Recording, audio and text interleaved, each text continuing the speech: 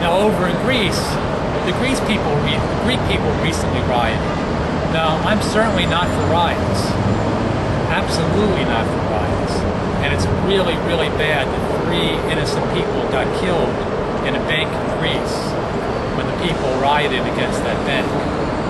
But people around the world are waking up to the fact that indebting the people, permanently indebting the people of Greece so that they have to pay back the bankers for the reckless loans that they made to their government, which was in the hands of the bankers, it's just not fair.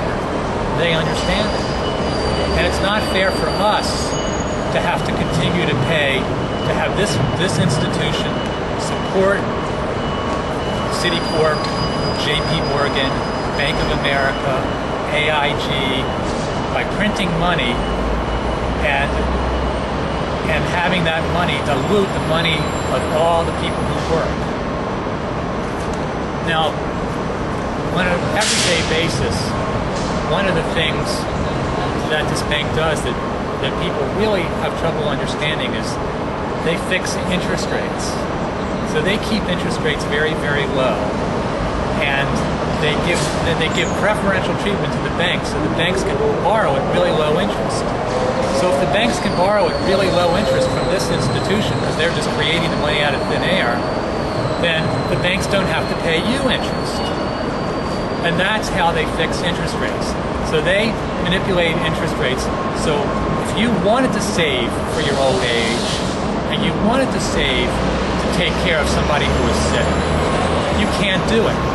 So now everybody thinks it's crazy to save because they know if they save and they get 1% interest, and meanwhile these guys are printing money like crazy or enabling the banks to print money, then they can't save. They'll lose because they put $1 in the bank and if they come back in 20 years, maybe it'll be worth, maybe they'll have $1.50 in the bank, but it'll only be worth 20 cents.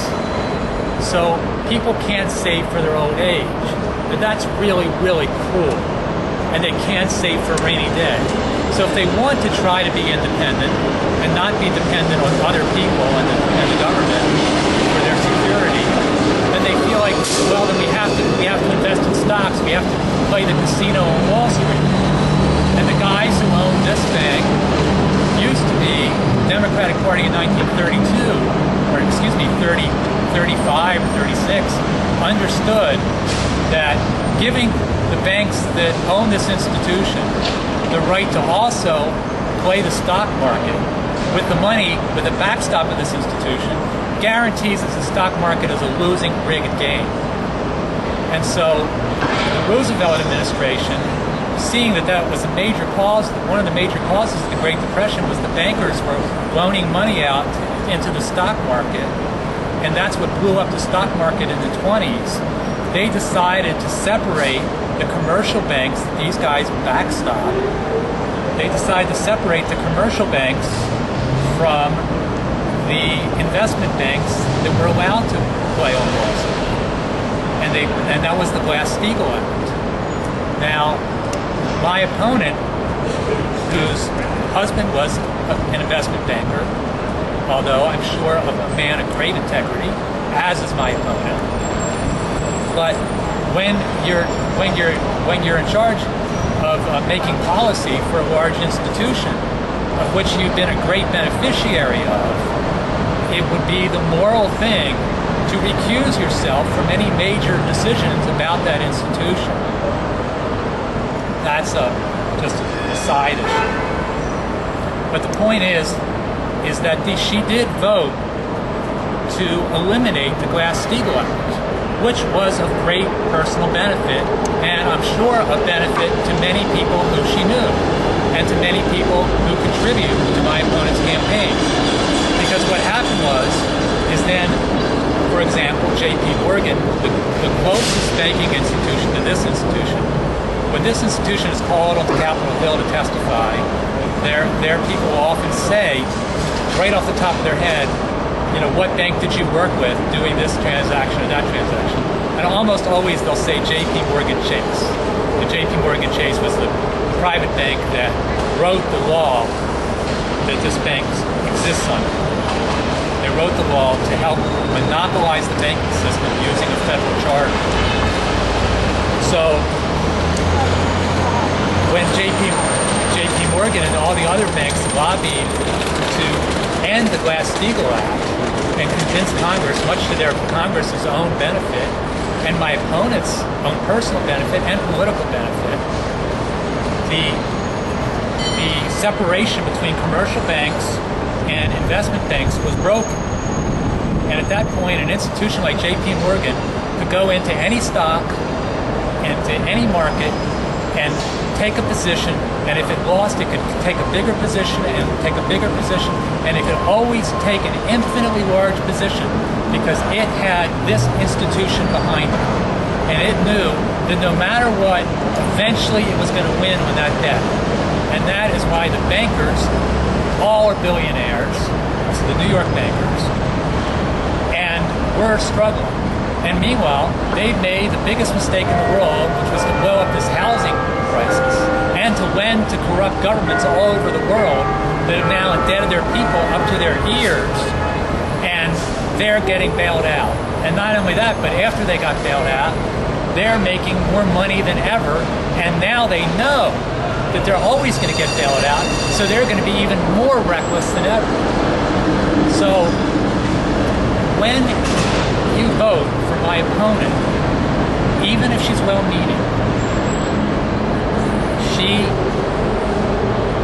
did vote to repeal the Glass-Steagall Act. She always said she's for what President Roosevelt did. When I ask you, who's the better Democrat here? I'm the one who thinks that Roosevelt did the right thing then with the Glass-Steagall Act. So let's imagine a world where this institution went away. How could we have a super powerful Glass-Steagall Act? Well, we can start even with this institution and have a super powerful Glass-Steagall Act, and that would be a good first step. So how would that work? We would have two separate kinds of banks. We would have investment banks and we would have commercial banks. Like Bank of America or Wells Fargo could be a commercial bank. But we would change the rules a little. We would say, if you guys want to have federally insured accounts that are guaranteed by the government, so when you put your money in Wells Fargo, Bank of America, it's still to be federally insured. If you want that, here's the deal, Wells Fargo. Here's the deal, Bank of America. You don't get to lend out any money. You only get to keep the money there. You act as a service bank to clear checks and have cash available for people in their ATMs. You might have to pay some much higher service fees for that.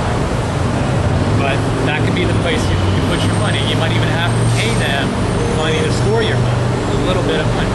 Now, if you wanted interest on your money, then you'd have to go to an investment. You'd have to put your money at risk and it wouldn't be insured. But in that way, that investment bank would be required to be totally transparent and totally honest. And if they weren't, they would go to jail. And we would have laws that made sure that they went to jail if they defrauded people and didn't tell them the truth.